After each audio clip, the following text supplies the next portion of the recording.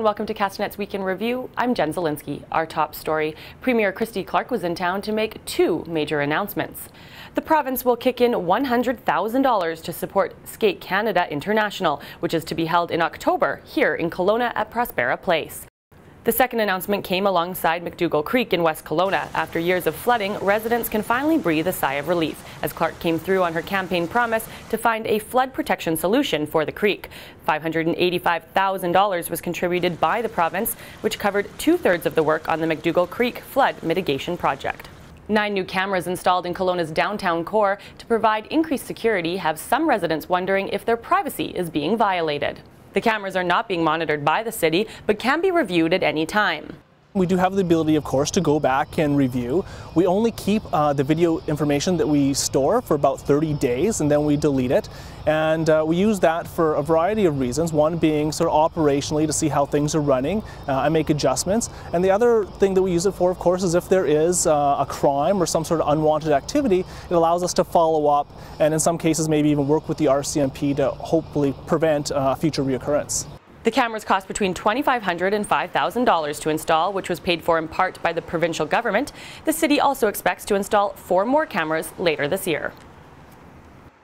2 wildfires burning south of Penticton have burned up over 160 hectares of timber, causing concern for the Kamloops Wildfire Centre.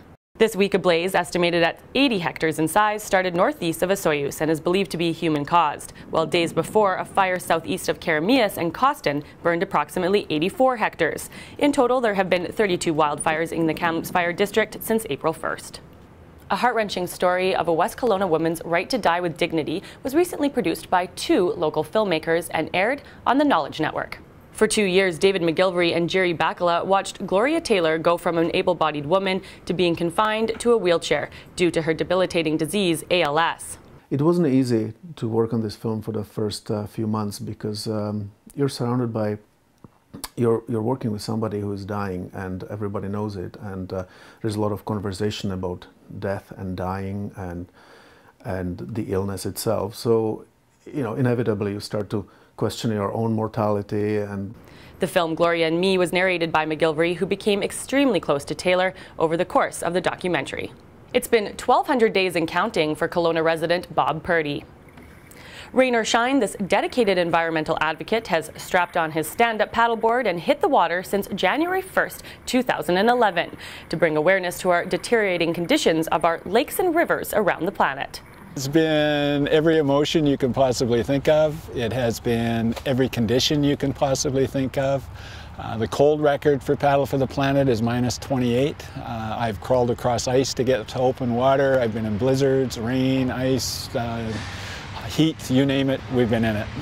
Purdy will also appear in a film titled The Paddler Movie 2014, due out later this year. It's aimed to raise awareness about the condition of the world's water systems.